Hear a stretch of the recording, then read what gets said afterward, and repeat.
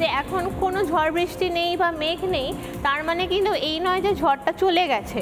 এবং এটা ঠিকই রাজারহাট এই এরিয়া দিয়ে কিন্তু এখন পাস করছে এবং আস্তে আস্তে এটা এই বসিরহাট দিয়ে এবার আস্তে বাংলাদেশের দিকে আমরা দেখতে পাচ্ছি যে ট্র্যাকটা চলে যাবে। একদম আপনি বলছেন নৈরিতা দেবী যে ঠিক এই জায়গাটা আমাদের কলকাতা, এই জায়গাটা রাজারহাট, এই জায়গা থেকে ক্রস করছে, মানে এখন ঝড়ের প্রভাবটা আমরা অনুভব করতে পারছি। আমরা প্রভাব অনুভব করতে এখন পারবো না, কারণ যখন কোনো সাইক্লোনের মেন এই সেন্ট্রাল পয়েন্ট দিয়ে যায় সেখানে মাঝখানে খুব ভালো ওয়েদার থাকে, কোনো ঝড় হয় না, বৃষ্টি হয় না। এখন এখান থেকে পাস করছে বলে এখন মোটামুটি ভালো ওয়েদার বলছে। এটা হচ্ছে একদম এরিয়া অফ কামনেস, যেটাকে আমরা বলি শান্ত। কিন্তু পেরিফেরিতে দেখুন এই যে এত মেঘ রয়েছে, সব থেকে মেজর যে ক্লাস্টারটা মেঘের থান্ডার ক্লাউডসের, এই যে আমরা দেখতে পাচ্ছি থার্মাল ইমেজে এটা আমরা বুঝতে পারি যে এখানে পুরো থান্ডার ক্লাউডসের ক্লাস্টারটা এখানে রয়েছে। তার মানে কলকাতায় মেজর বৃষ্টিটা, মেজর ঝড় বৃষ্টিটা কিন্তু দুপুরের দিকে আমরা পাবো। রেমালের প্রভাবে বেসামাল গোটা বাংলা, আমরা দেখতে পাচ্ছি জায়গায় জায়গায় গাছ উপড়ে পড়ে রয়েছে। আলিপুর থেকে শুরু করে কালীঘাট থেকে শুরু করে সর্বত্র একই ছবি। এবং গতকাল থেকে আমাদের প্রতিনিধিরা জীবনের ঝুঁকি নিয়ে প্রতিটা ছবি আপনাদের কাছে পৌঁছে দিচ্ছে।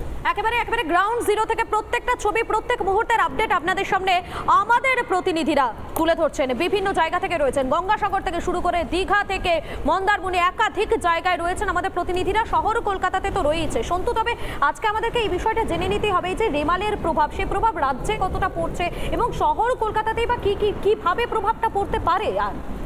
আরো ভালো বলতে পারবেন মধুকল্পিতা, আমাদের স্টুডিওতে দুজন উপস্থিত রয়েছেন, আমি পরিচয় করে দিই। আমার সঙ্গে রয়েছেন পরিবেশবিদ সৌমেন্দ্র মোহন ঘোষ। আমরা প্রত্যেকেই জানি বিভিন্ন সময় তিনি পরিবেশ নিয়ে কথা বলেন, এমনকি আন্দোলন পর্যন্ত করেন। এবং আমার সঙ্গে রয়েছেন আবহাওয়াবিদ ডক্টর নির্বুত্তা বন্দ্যোপাধ্যায় রয়েছেন।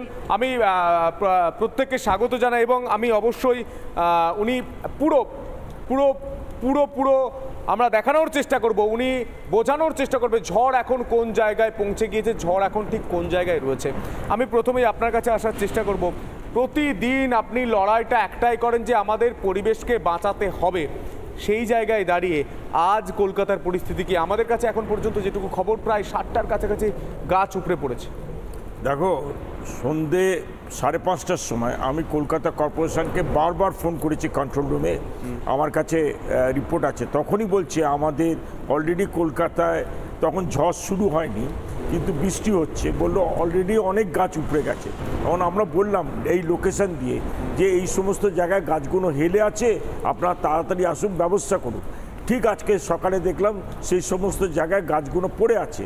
যেমন তোমরা দেখেছো শরৎ বোস রোড, যতীন দাস রোড, মোনারপুকুর, এখানে গাছ পড়ে রাস্তা ব্লক হয়ে গেছে। আমাদের শরৎ বোস রোডে আমি যেখানে থাকি দেশপ্রিয় পার্কের ওখানে পেট্রোল পাম্পের সামনে গাছ পড়ে টোটাল রাস্তাটা ব্লক। অথচ ওইটা আমি বলেছিলাম একটা প্রিভেন্টিভ মেজার নিতে, যে prevention is better than cure. আমি বলেছিলাম যে সময় থাকতে এটা কেটে দিন, না হলে এটা অ্যাক্সিডেন্ট হতে পারে। ঠিক তাই হলো, আজকে দেখলাম ওই অবস্থা। সেকেন্ড থেকে আমি তোমায় বলি, কলকাতার রাস্তা যেভাবে গাছগুলো মানে আনব্যালেন্স কন্ডিশনে আছে, ট্রিমিং হয়নি, প্রুনিং হয়নি, একটা দিকে হেলে পড়েছে, তাতে এখনও পর্যন্ত দুর্যোগ কাটেনি। এখনও আরও আমার মতে আরও 20-30খানা গাছ পড়বে। কারণ ডক্টর নৈরিতা বন্দ্যোপাধ্যায় আছে, উনি দেখাবেন কলকাতার মধ্যে দিয়ে এখন পাস করছে। এখন সেটা দেখার চেষ্টা করবো। নৈরিতা বন্দ্যোপাধ্যায় রয়েছেন, আপনি যদি একটু দেখান যে কোন পরিস্থিতিতে ঝড়টা এখন যাচ্ছে, আমরা দেখানোর চেষ্টা করবো আমাদের প্লাজমায় যে বিশেষ ছবি। আমি প্লিজ আপনি যদি দেখান, ডক্টর নৈরিতা বন্দ্যোপাধ্যায় এই মুহূর্তে আবহাওয়াবিদ, তিনি দেখাচ্ছেন ঝড়টা ঠিক কোন জায়গায়। এই মুহূর্তে কলকাতার ছবিটা আমরা দেখানোর চেষ্টা করব। আমরা যদি এখানটা দেখি যে এটাকে আমরা বলি আই অফ দ্য সাইক্লোন, যেটা হচ্ছে একদম সেন্ট্রাল পয়েন্ট, একদম মাঝখানে যে জায়গাটা। এবং সাইক্লোনের ট্র্যাকটা আমরা দেখছি যে এইরকমভাবে আমাদের যে প্রথমে হিট করেছে এই আইল্যান্ডে, সাগর আইল্যান্ড হয়ে এখন কিন্তু এটা একদম অবস্থান করছে কলকাতার ঠিক সেন্ট্রাল পয়েন্টে। এবং এটার মানে হচ্ছে যে এই এরিয়াটা হচ্ছে একদম শান্ত জায়গা। তার মানে আমরা এখন যদি ভাবি যে এখন কোনো ঝড় বৃষ্টি নেই বা মেঘ নেই, তার মানে কিন্তু এই নয় যে ঝড়টা চলে গেছে। এবং এটা ঠিকই রাজারহাট এই এরিয়া দিয়ে কিন্তু এখন পাস করছে এবং আস্তে আস্তে এটা এই বসিরহাট দিয়ে এবার আস্তে বাংলাদেশের দিকে আমরা দেখতে পাচ্ছি যে ট্র্যাকটা চলে যাবে। একদম আপনি বলছেন নৈরিতা দেবী যে ঠিক এই জায়গাটা আমাদের কলকাতা, এই জায়গাটা রাজারহাট, এই জায়গা থেকে ক্রস করছে, মানে এখন ঝড়ের প্রভাবটা আমরা অনুভব করতে পারছি। আমরা প্রভাব অনুভব করতে এখন পারবো না, কারণ যখন কোনো সাইক্লোনের মেন এই সেন্ট্রাল পয়েন্ট দিয়ে যায় সেখানে মাঝখানে খুব ভালো ওয়েদার থাকে, কোনো ঝড় হয় না, বৃষ্টি হয় না। এখন এখান থেকে পাস করছে বলে এখন মোটামুটি ভালো ওয়েদার বলছে। এটা হচ্ছে একদম এরিয়া অফ কামনেস, যেটাকে আমরা বলি শান্ত। কিন্তু পেরিফেরিতে দেখুন এই যে এত মেঘ রয়েছে, সব থেকে মেজর যে ক্লাস্টারটা মেঘের থান্ডার ক্লাউডসের, এই যে আমরা দেখতে পাচ্ছি থার্মাল ইমেজে এটা আমরা বুঝতে পারি যে এখানে পুরো থান্ডার ক্লাউডসের ক্লাস্টারটা এখানে রয়েছে। তার মানে কলকাতায় মেজর বৃষ্টিটা, মেজর ঝড় বৃষ্টিটা কিন্তু দুপুরের দিকে আমরা পাবো, যার জন্য এটা যত মুভ করে যাবে এই ক্লাস্টারটা আরও ওপরের দিকে আসবে এবং তখন কিন্তু আমরা মেন ঝড় বৃষ্টিটা পাবো।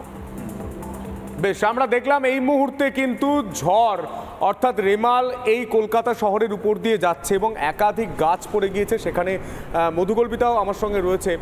সেখানে কিন্তু একটা দুশ্চিন্তা দেখা দিচ্ছে, যেভাবে আমাদের কলকাতা শহর গরম অনুভব করেছিল, যদি পূর্ণবয়স্ক গাছ এই 60টার কাছাকাছি আপনি বলছেন আরও সংখ্যাটা বাড়তে পারে, সেই গাছ যদি পড়ে যায় সামনের বছর বা সামনের মাস থেকে আমাদের কি পরিস্থিতি হতে পারে, বা বর্ষাটা কেটে গেলেই কি পরিস্থিতি হতে পারে? দেখো, গত 10 বছরে কলকাতায় 30% মানে গ্রিনারিজ ধ্বংস হয়েছে এবং এখন কলকাতায় মানুষ প্রতি গাছের সংখ্যা হচ্ছে মাইনাস। যেখানে বাইরের দেশে আছে একটা মানুষ পিছু 600 গাছ 700 গাছ, কোনো জায়গা আছে 1000 গাছ, সেখানে আমাদের এখানে মাইনাসে রান করছে। অর্থাৎ কলকাতা আস্তে আস্তে মরুভূমি হয়ে যাচ্ছে, হিট আইল্যান্ড হয়ে যাচ্ছে। এই যে এবারে এত গাছ পড়লো, প্রত্যেক বছর যদি এরকম করে গাছ পড়তে থাকে তাহলে আমরা কংক্রিটের জঙ্গলেই বাস করছি। এখন যেভাবে রাস্তাগুলোতে বাধাই করা হয়েছে, একটি বিষয় সোমেন্দ্রবাবু আপনার থেকে একটি বিষয় পরিষ্কারভাবে জানতে চাইবো। দেখুন, এই মুহূর্তে ঘড়ির কাঁটা বলছে সকাল 8:07। শহর কলকাতার যে সমস্ত মানুষজন আমাদের সঙ্গে এই মুহূর্তে রিপাবলিক বাংলার মাধ্যমে দেখছেন, তাদের প্রত্যেককে একটা জিনিস খুব স্পষ্ট ভাষায় বলুন যে এই মুহূর্তে দাঁড়িয়ে কি কি সাবধানতা তাদের অবলম্বন করা খুব খুব জরুরি। যেটা দরকার এখন, যে নৈরিতা দেবী যে এখন বললো যে এখন ঠিক ল্যাজটা পাস করেনি, অর্থাৎ সাইক্লোনের ল্যাজটা মিডল পজিশনে আছে, এখন ঠিক আছে, কিন্তু যখন ল্যাজের ঝাপটা আসবে তখন যেন কেউ যেন বাইরে না থাকে, গাছের তলায় না থাকে, গাড়ি পার্কিং যেন গাছের তলায় না করে। কারণ আমি সব থেকে অবাক হয়ে যাচ্ছি, স্কুল কলেজগুলো এখনো ছুটি দেয়নি। আমি রবীন্দ্র সরোবর নিয়ে কাজ করি। সঙ্গে থাকুন সোমেন্দ্রবাবু, আমি আবারও আসবো আপনার কাছে, আবারও এই আলোচনায় আসবো। তবে আমাদের প্রতিনিধিরা রাতভর রয়েছেন আমাদের সঙ্গে রয়েছেন আমাদের একাধিক প্রতিনিধি রয়েছেন আমাদের সঙ্গে, আমাদের বিভিন্ন জায়গা থেকে আমাদের প্রতিনিধিরা প্রত্যেক একেবারে গ্রাউন্ড জিরো থেকে লাইভ দিচ্ছেন। আমাদের সঙ্গে রয়েছেন এই মুহূর্তে বরুণ রয়েছেন। বরুণ, তুমি এই মুহূর্তে যেখানে রয়েছো সেখানে দেখা যাচ্ছে একেবারে বিপর্যয় মোকাবিলা দপ্তরের যারা রয়েছেন তারা পৌঁছে গিয়েছেন, কি আপডেট?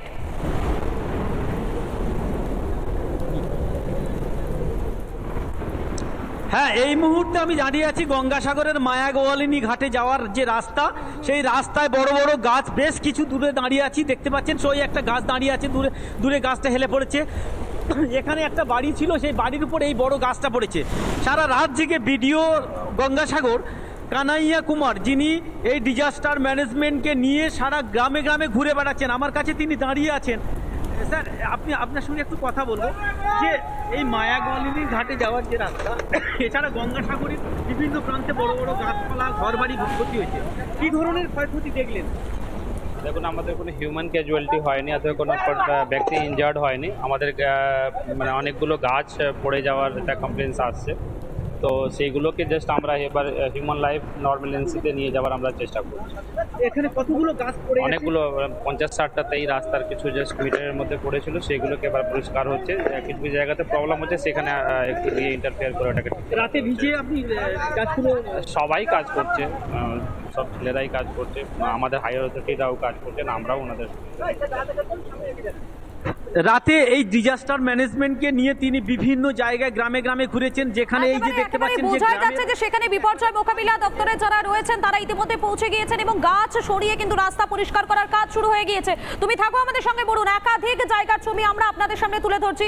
আমাদের সঙ্গে গোসাবা থেকে রয়েছেন আমাদের প্রতিনিধি রঞ্জিত রয়েছেন। রঞ্জিত, এই মুহূর্তে গোসাবার ছবিটা ঠিক কেমন?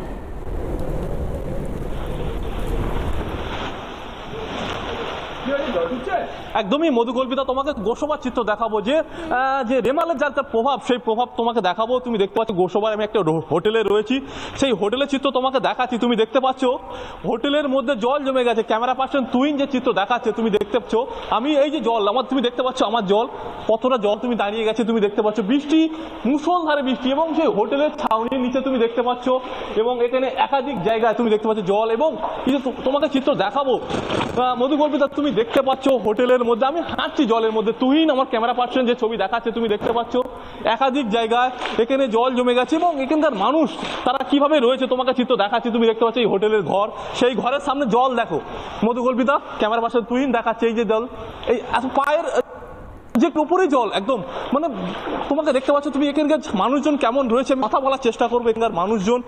মধুকল্পিতা তুমি দেখতে পাচ্ছ এখানকার একজন বাসিন্দা রয়েছে।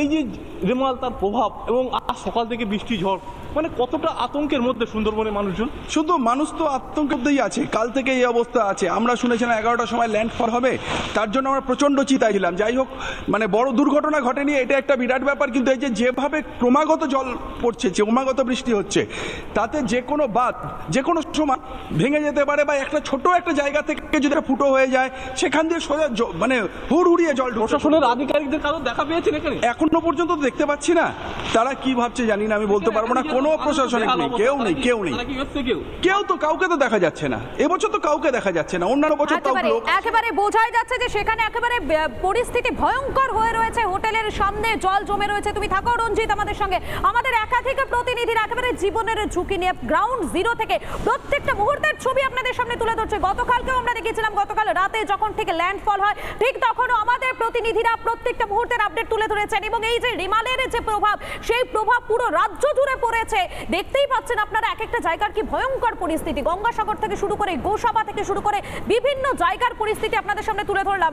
সন্তু, তোমার সঙ্গে এই মুহূর্তে রয়েছেন অতিথিরা, তাদের কাছে তুমি জানতে চাও যে এই মুহূর্তে দাঁড়িয়ে যে পরিস্থিতি গোসাবা সহ বিভিন্ন জায়গায় আমরা দেখতে পাচ্ছি, তাতে মোকাবিলা করা কতটা সম্ভব?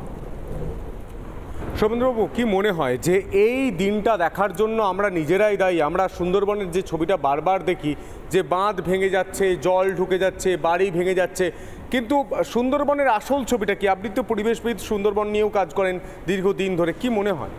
দেখো, আমি তোমার একটা স্টেটমেন্ট দিই, সেটা হচ্ছে 2009 সালে আয়লা এসছিল 25শে মে, 2019 সালে ফোনি এসছিল 3rd মে, 2020 সালে আমফান এসছিল 20th মে 20 তারিখে, 2021 সালে ইয়াস এসছিল আজকের দিনে সেম ডেতে। আর 2019 সালে দুটো সাইক্লোন আমরা ফেস করেছিলাম, একটা হচ্ছে ফোনি আর একটা হচ্ছে বুলবুল। কিন্তু এই যে 20 তারিখ আর 25 তারিখ মে মাসে আসে, এটা সুন্দরবনের লোকরা সবাই জানে।